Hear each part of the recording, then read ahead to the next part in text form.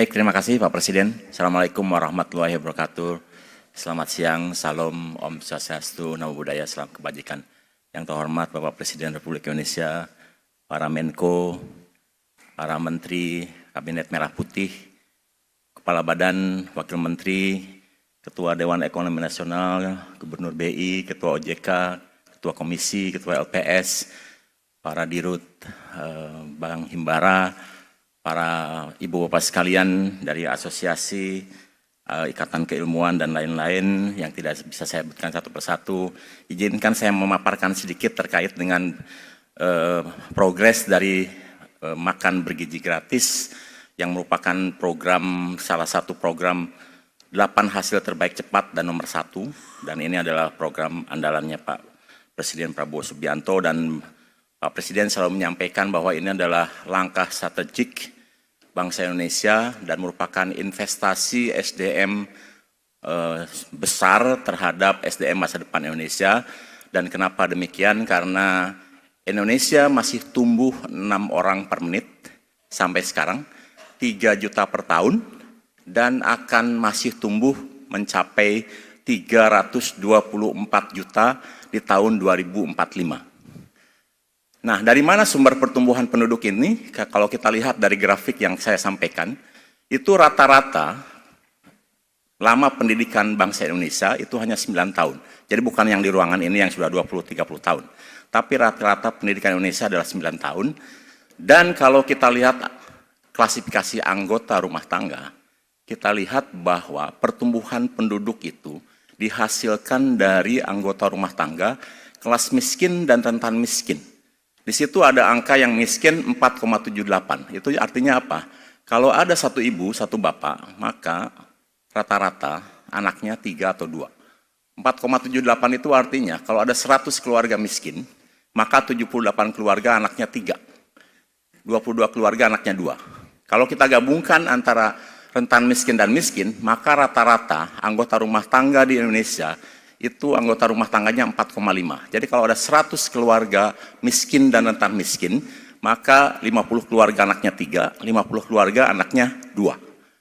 Tidak tumbuh dari kelas atas. Kenapa? Karena anggota keluarganya hanya 2,84. Satu ibu dan satu bapak digantikan oleh 0,84. Demikian juga kelas atas. Jadi kenapa Pak Presiden sangat gelisah dengan masa depan Indonesia? Karena anak-anak lahir dari keluarga dengan pendidikan rata-rata 9 tahun dan juga dengan pendapatan rata-rata di bawah 1 juta. Jadi itulah investasi besar-besaran pemerintah Republik Indonesia terhadap masa depan SDM Indonesia. Dan jangan lupa bahwa mereka yang sekarang ada dalam kandungan, mereka yang sekarang di SD, mereka yang sekarang ada di SMP, dan mereka sekarang di SMA, 20 tahun kemudian, 2045 itu adalah tenaga kerja produktif. Di mana 60% anak-anak yang lahir di keluarga miskin dan rentan miskin, 60% tidak pernah melihat menu dengan gizi seimbang. Dan 60% anak-anak itu tidak pernah minum susu. Bukan karena tidak tahu susu itu bermanfaat, tetapi mereka tidak mampu beli susu. Nah, kemudian kita akhirnya mengintervensi. Kenapa dari ibu hamil sampai anak SMA? Karena ada 2 titik pertumbuhan yang penting di dalam pertumbuhan anak, yaitu 1000 hari pertama, itu untuk mencegah stunting. Dan kemudian kita juga harus intervensi ketika anak tumbuh dari umur 8 sampai 18 tahun. Itu untuk menghasilkan fisik yang optimal. Jadi yang kita harapkan dengan program ini nanti, anak pintar karena 1000 hari pertama diintervensi oleh gizi seimbang. Oleh sebab itu maka kita intervensi ibu hamil, ibu menyusui dan anak balita, dan kita kirim makanannya ke rumah. Jadi langsung ke rumah masing-masing. Sementara anak sekolah, dari mulai PAUD sampai SMA, termasuk pesantren atau santri dan sekolah keagamaan lainnya, kita kirim ke rumah masing-masing. Dan total penerima manfaatnya akan mencapai 82,9 juta. Karena setiap tahun di Indonesia ada sekitar 5 juta yang hamil. Kemudian ada 5 juta santri, jadi total 82,9 juta. Ada 30 juta balita, sekitar 44 juta siswa sekolah. Dan program ini alhamdulillah sudah kita launching pada tanggal 6 Januari dan kita lihat grafiknya. Jadi kita sudah mulai roll out program ini 6 Januari dengan 190 satuan pelayanan pemenuhan gizi. Jadi kita tidak sebut dapur, karena dalam satuan pelayanan itu ada 3 fungsi yang kita laksanakan. Pertama adalah masak-memasak, untuk memberikan makanan kepada ibu hamil, ibu menyusui anak balita, dan anak sekolah.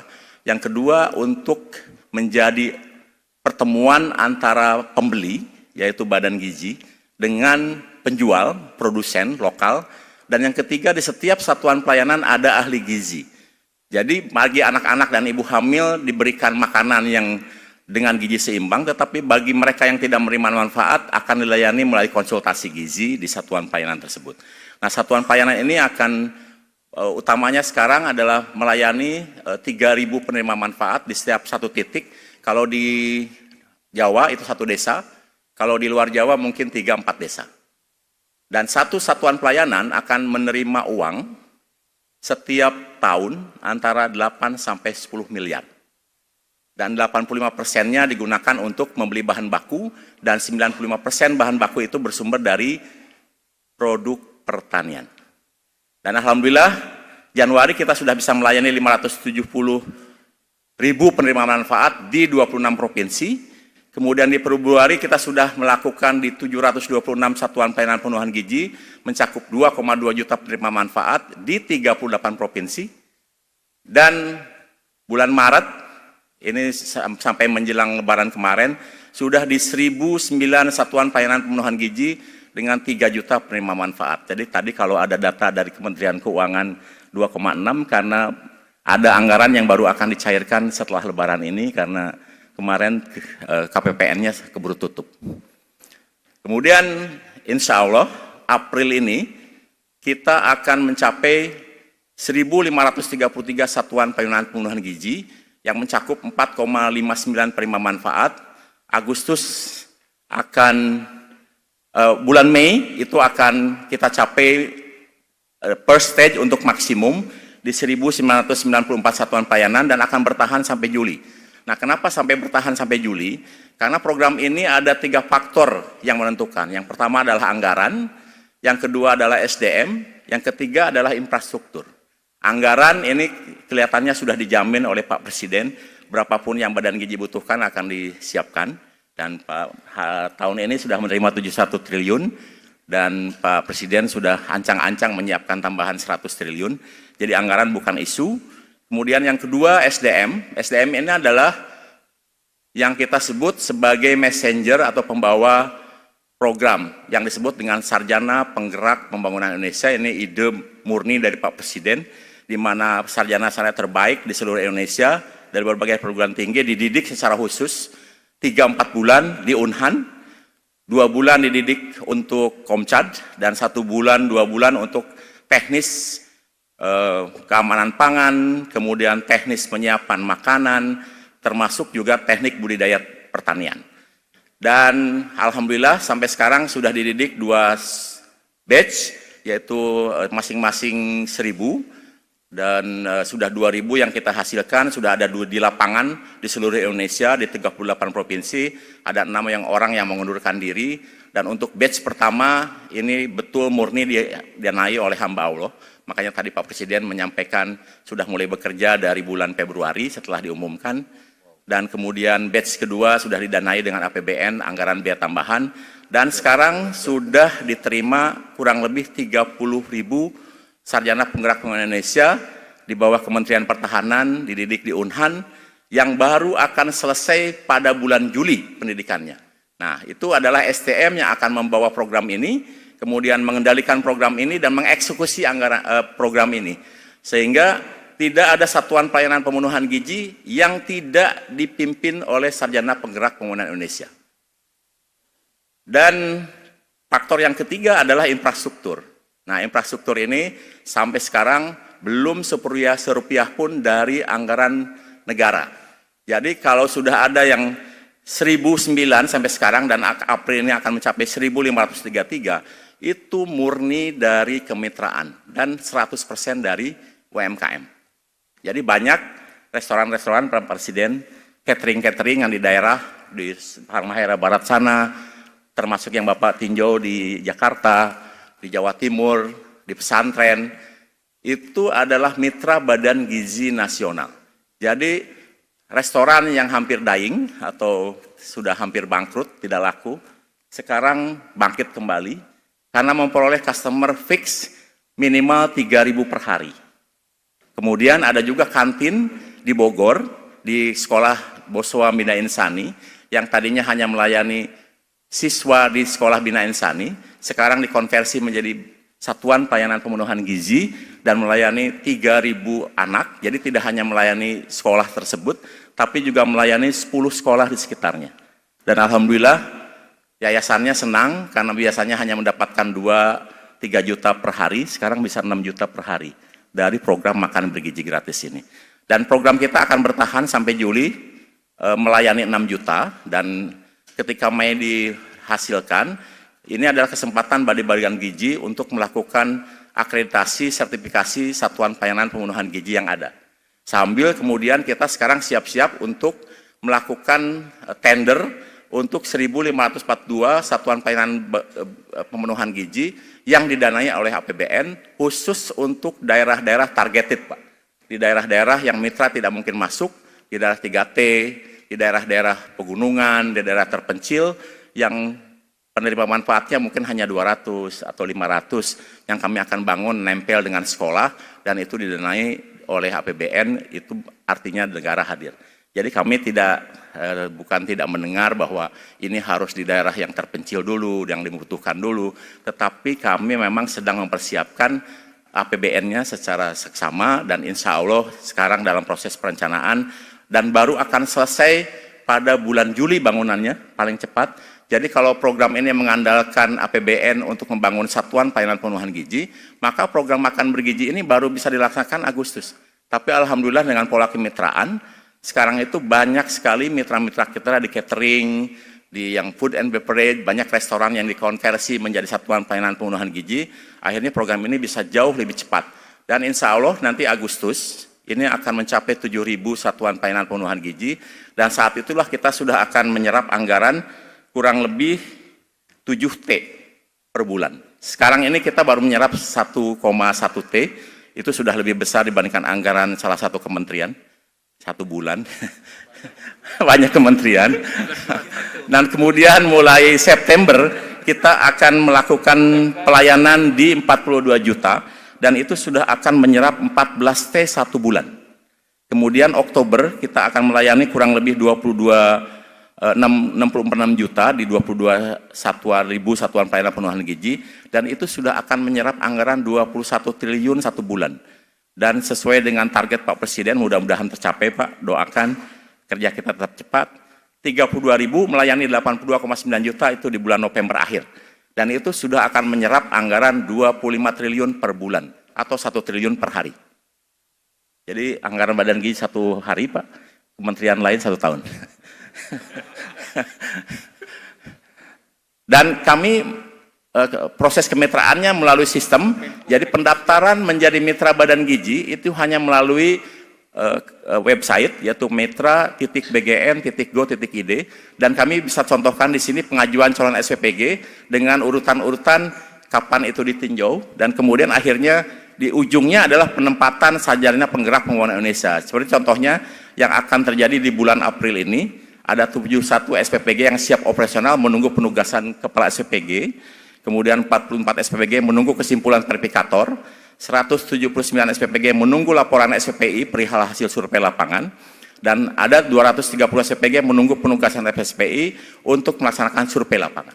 Jadi demikian proses-prosesnya, kita buat setransparan mungkin, dan alhamdulillah sekarang reaksi masyarakat cukup besar, kami juga sudah bermitra dengan berbagai KL dan juga lembaga termasuk misalnya dengan TNI yang berjanji akan membangun 2.000 satuan pelayanan pemenuhan gizi, kemudian Polri akan membangun 1.000 satuan pemenuhan gizi, kemudian BIN juga akan 1.000, NU 1.000, Muhammadiyah mungkin 500, dan kami menunggu juga dari Bapak Ibu sekalian, barangkali yang punya rumah kosong tidak digunakan, lebih baik menjadi mitra Badan Gizi, dan kemudian kami akan operasionalkan menjadi satuan pelayanan pemenuhan gizi.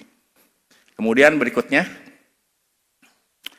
Dan ini adalah potensi ekonomi program makan bergizi gratis. Jadi peran BGN ini sekarang akhirnya berfungsi dua. Memang program ini adalah untuk investasi SDM terbesar pemerintah Republik Indonesia untuk SDM emas 2045, karena anak-anak yang sekarang dalam kandungan 20 tahun lagi akan jadi tenaga kerja produktif. Kalau kita tidak intervensi, maka mereka akan menjadi tenaga kerja produktif yang berkualitas rendah. Dan akhirnya BGN kemudian menciptakan dua hal. Pertama, creating demand, atau yang disebut dengan new emerging market. Apa itu? 82,9 juta, itu adalah new emerging market yang selama ini belum pernah ada. Jadi, kalau ibu bapak punya rumah kosong, kemudian di sekitarnya ada sekolah, katakanlah 5 sekolah yang masing-masing 800 orang, maka akan ada kurang lebih 4.000 anak yang bisa dilayani, dan itu creating demand-nya 4.000 itu. Ya, jadi ada insentif dari Badan Gizi untuk menjadi mitra. Kemudian yang kedua, yang paling penting adalah menjadi off-taker terdepan bagi produk lokal. Karena satu satuan pelayanan dengan melayani 3.000, setiap hari butuh 200 kg beras setiap hari. Butuh 3.000 telur setiap sekali masak. Jadi kalau 2 kali masak saja, butuh 6.000 telur. 1 minggu. Kalau 82,9 juta sudah dilaksanakan pada bulan November, maka setiap kali masak, butuh 82,9 juta telur. Itu artinya berapa? 5.000 ton. Kalau 2 kali saja seminggu kita memasak, maka butuh 10.000 ton. Artinya kalau 1 tahun itu butuh 400.000 ton telur. Nah, Indonesia sekarang surplus telur. Surplusnya per tahun 200.000 ton. Makanya kita bisa ekspor ke Amerika. Tetapi kalau Badan Gizi sudah melaksanakan program makan bergizi dan melayani 82,9 juta, maka yang 200.000 itu sebentar saja langsung terserap, Pak Presiden. Kalau tidak ada entrepreneur baru yang menghasilkan peternak baru, maka nanti kita akan membatasi penggunaan telurnya. Karena akhirnya akan kurang 200.000 ton. Jadi ini semua diserap oleh Badan Gizi, dan selain telur kita butuh 350 kg ayam setiap hari. Butuh 300 kg sayur setiap hari. Butuh 350 kg buah setiap hari. Jadi sekarang itu di Sentul, Pak, di tempatnya Bapak di Hambalang itu penjual pisang senang sekali, karena setiap hari dibeli pisangnya dengan hodian, dibagikan kepada 3.000 anak setiap hari makan pisang. Jadi ini produk-produk lokal akhirnya sekarang bangkit karena adanya program makan bergizi gratis. Dan kemudian kita juga kalau memberikan susu butuh 40-50 liter susu per hari di satu satuan pelayanan. Jadi kalau seluruh Indonesia kita memang akan membutuhkan sekitar tambahan 1,5 juta ekor sapi. Dan alhamdulillah Kementan sekarang sudah mengimpor beberapa, dan kami untuk awal ini mewajibkan susu diberikan kepada anak, sekolah, ibu hamil di daerah-daerah yang ada sapi perahnya. Nah, kemudian ini adalah potensi pertumbuhan ekonomi. Jadi Pak Presiden pada pertama kali dulu menyampaikan APBN untuk apa, ada 3 hal yang saya masih ingat. 1, untuk menciptakan lapangan kerja. 2, untuk meningkatkan produktivitas. Yang ketiga, untuk meningkatkan inovasi. Dan ketiga-tiganya dipenuhi oleh Badan Gizi. Kenapa? Karena satu satuan pelayanan membutuhkan 50 orang untuk bekerja. Jadi kalau ada 30.000, maka otomatis akan 1,5 juta orang bekerja di satuan pelayanan pemenuhan gizi. Direct. Banyak ibu-ibu yang umurnya 40-45 tahun sekarang senang, Pak. Dari tidak punya pendapatan menjadi pendapatan 2 juta per bulan, itu sudah kehilangan kemiskinan ekstrim langsung hilang, dan sekarang sudah bekerja 50.000 orang. Nah, kemudian ini peluang juga bagi yang bekerja di food and beverage. Banyak restoran-restoran di Jakarta yang kurang laku sekarang dikonversi untuk menjadi satuan pelayanan pemenuhan gizi, untuk menjadi mitra Badan Gizi. Di daerah-daerah juga banyak yang restorannya sudah hampir bangkrut, sekarang bangkit kembali. Dan kemudian setiap satuan pelayanan pemenuhan gizi itu membutuhkan 15 minimal supplier. Supplier telur, supplier beras, supplier tepung, supplier mie, supplier termasuk orang yang mengambil sisa jelantahnya. Jadi setiap satuan pelayanan itu meng-create new entrepreneur. Minimal 15, karena banyak yang diusahakan. Kebetulan di palet project kami di Warung Kiara itu ada palet project yang pertama, SPPG, kemudian kami bangun satu lagi, kemudian kami tanya ini supplier yang di Warung Kiara 2, supplier lama atau supplier baru? Rupanya supplier baru, Pak. Jadi 15 supplier baru muncul setiap kali satu satuan pelayanan berdiri. Nah sekarang karena masih ada 1009 satuan pelayanan pembunuhan gizi, banyak supplier masih berebut masuk ke satuan pelayanan pembunuhan gizi. Tapi sebentar lagi di bulan Agustus, satuan pelayanan pembunuhan gizi lah yang akan mencari supplier. Jadi kalau tidak diikuti dengan peningkatan produktivitas wilayah, di mana kita setiap hari butuh 300 kg sayur, maka suatu hari mungkin butuh waktu untuk mendorong orang agar bisa menanam sayur lebih intens. Jadi saya perkirakan ketika program ini sudah jalan, tidak akan ada lagi pekarangan yang nganggur, termasuk di perkotaan, seperti idenya Pak Presiden, mungkin akan ada vertical farming, karena setiap hari butuh 300 kg sayur. Jadi kalau ada ide mendirikan koperasi, Badan Gizi senang sekali, karena kami butuh agregator, dan agregatornya itu adalah koperasi. Karena tidak mungkin kami bekerja sama dengan petani untuk menanam 300 kg sayur setiap hari. Jadi butuh memang agregator. Ya, agregator inilah yang bisa mengatur pola tanam. Hari Senin nanam kangkung, hari Selasa nanam bayam, hari Rabu nanam cesin, hari Kamis nanam terong, hari Jumat nanam brokoli, yang jumlahnya harus sesuai dengan kebutuhan satu satuan pelayanan. Dan ini kami memang mengharapkan produknya adalah produk lokal, dan dengan demikian saya yakin suatu saat tidak akan ada lagi tanah subur di seluruh Indonesia yang nganggur dan kemudian akan ditanami. Ini contoh anggaran yang akan masuk di satu provinsi. NTT itu memiliki murid 1,5 juta. Itu akan ada 749 satuan pelayanan pembunuhan gizi di NTT. Anggaran APBN-nya provinsi NTT itu hanya 3 triliun, Pak. Sementara Badan Gizi akan mengirim ke NTT 8 triliun. Jadi jauh lebih besar anggaran Badan Gizi yang masuk ke NTT dibandingkan APBD-nya.